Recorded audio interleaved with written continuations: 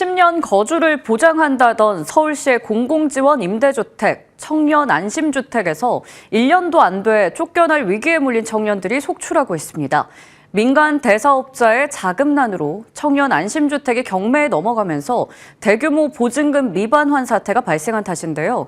문제의 구조와 쟁점을 취재기자와 함께 짚어보겠습니다. 건설부동산부 김찬호 기자와 함께합니다. 안녕하십니까?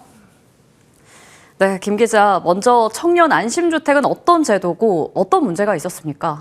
네, 청년 안심주택은 2016년 만 19세에서 39세 무주택 청년과 이 신혼부부들의 주거 안정을 위해 도입된 정책인데요.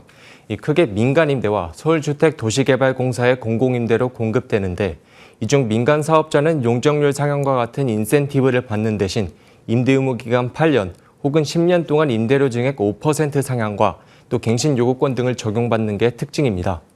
특히 처음 입주할 때는 시세에 비해 임대료를 15% 낮게 책정해야 하는데 임대료 증액 상한이 있어 청년들 사이에서 인기가 높습니다. 올해 4월 진행된 청약의 경우 평균 경쟁률이 146대 1을 기록하기도 했습니다.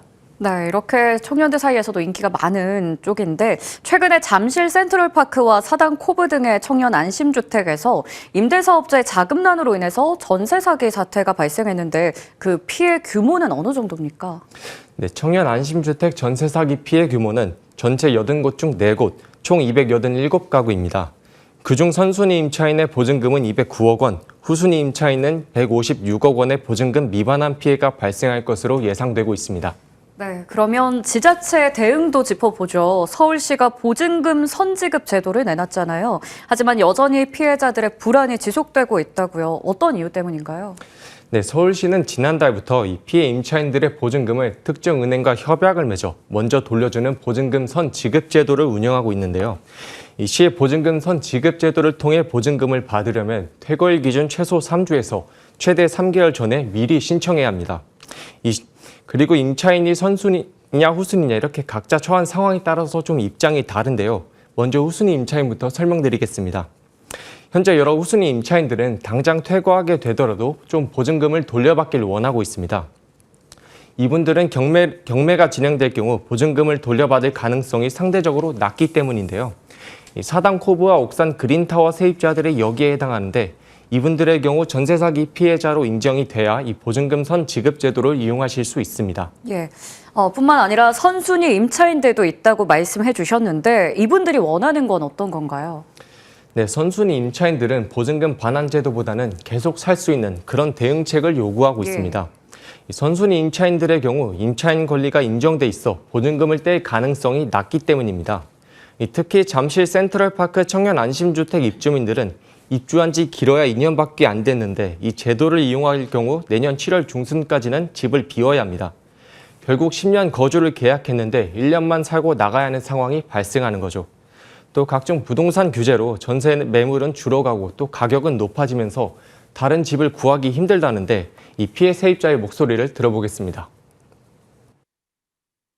최대 10년까지 거주할 수 있다고 알고 들어왔는데 이렇게 나가게 되는 현실이 저희는 부당하다고 생각해서 사실 지금 그 부동산 규제 정책 때문에 저희 전세 물량도 별로 없고 월세도 엄청 올랐잖아요. 네, 맞아요. 네네. 그래서 거의 사람들이 지금 갈 데가 없어가지고 지금 최대한 좀 길게 살려고 하는 분위기인 것 같아요. 네, 그러면 계속 거주를 원하는 사람들에 대해서 서울시의 입장은 어떻습니까? 네, 계속 거주를 희망하는 세입자들은 SH의 매입 임대나 다른 청년 안심주택 우선 입주권 등을 요구하고 있는데 이 수용될 가능성은 좀 희박해 보입니다. 먼저 SH가 매입하려면 기본적으로 등기부 등본에 아무 문제가 없어야 되고 또 공실이어야 합니다.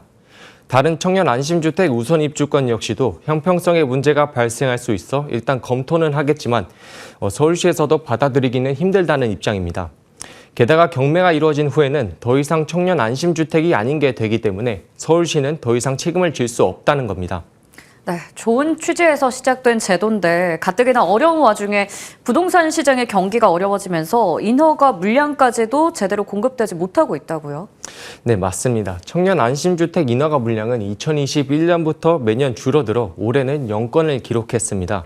이대로 가다간 2030년까지 12만 호를 공급하겠다는 목표 달성은 현재로선 사실상 불가능해 보입니다. 네, 결국에는 청년 안심주택이라는 공공주택, 공공정책이 청년들의 주거 안정도 또 세입자 보호도 제대로 이뤄내지 못하고 있는 상황인데요. 제도 전반에 대해서 재점검이 좀 필요해 보입니다. 오늘 말씀 잘 들었습니다.